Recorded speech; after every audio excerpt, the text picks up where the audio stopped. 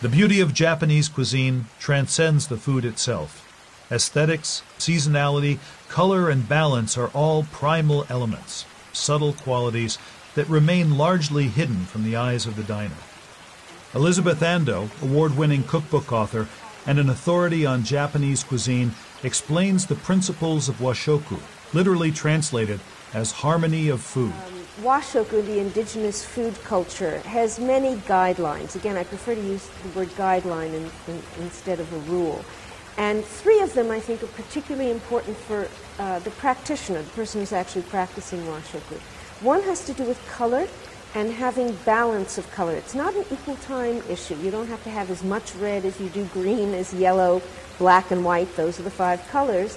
But if you have balance of color, automatically you're going to have nutritional balance. You don't have to do any complicated arithmetic for your vitamins and minerals. The other consideration is flavors.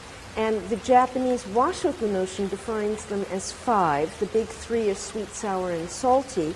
And the 2 sort of accents are spicy, hot spicy, and nigai or bitter. And they're considered accents to a meal that help encourage the other flavors. If you have a balance, especially between those big 3, sweet, sour, and salty, what it does is it reduces food cravings.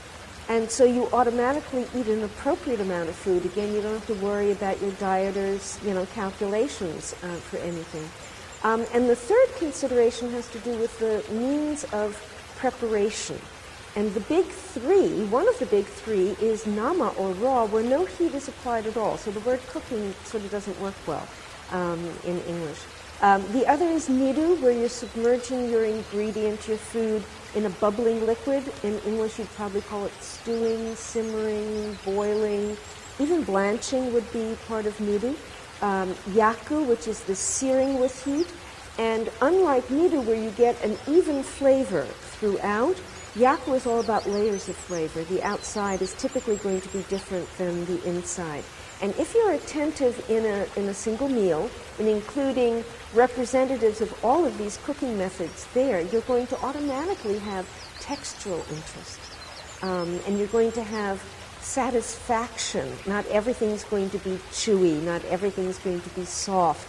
And if it sounds like a lot to think about and be mindful of 15, 3 categories, 5 things each, but if you think about it as color, flavor, and the way in which you're going to prepare your food, how you're going to transform it and bring it to table, and be sure that there's a little bit of everything in every meal, it's likely that the satisfaction is going to be there in eating it and not overeating it.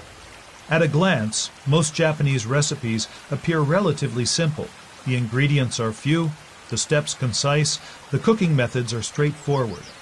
It's the minimalism that distinguishes Japanese cuisine from the other great world culinary traditions. And paradoxically, it's this quality that makes Japanese cuisine so delectable and so difficult to master.